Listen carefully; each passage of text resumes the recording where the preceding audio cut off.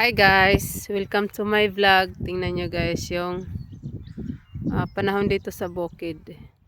Kahapon pa to guys, ganito, walang araw na nagpapakita.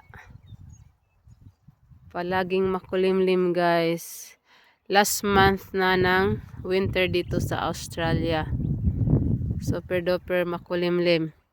At tingnan nyo guys yung property ng aking asawa. Puro bushes. Yan guys, mga native yan guys. Hindi ko alam kung anong pangalan yan. Yan guys, ang dami.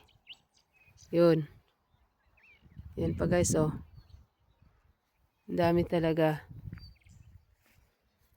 Grabe, wala pang araw guys. Pakita. Umuulan din dito guys. 2 araw na magkasunod.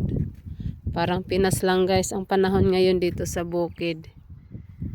Makulimlim, maulan, maulap. Ano na guys dito? Alas 10 ng umaga. Guys, tingnan nyo yung bundok guys.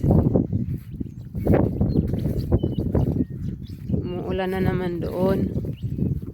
Tsaka yung clouds guys, naka-touchdown sa bundok. Hindi halos makita yung bundok guys ng ala Pilipinas o ala Boreas.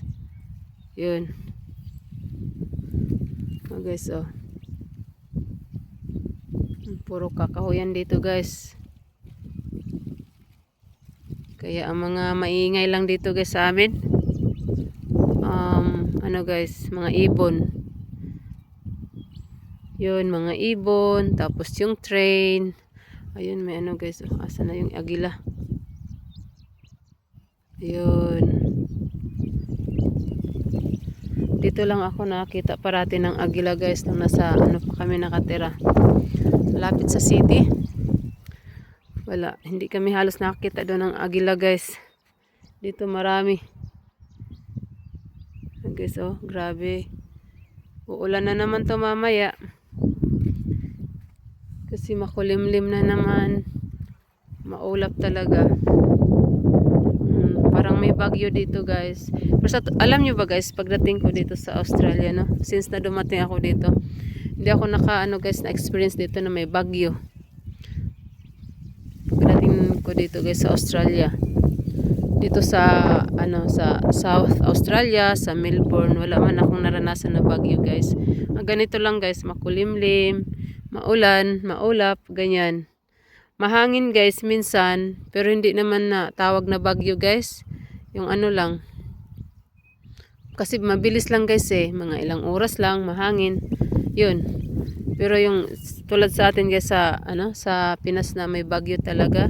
Ganyan na malakas, sobrang lakas ng hangin.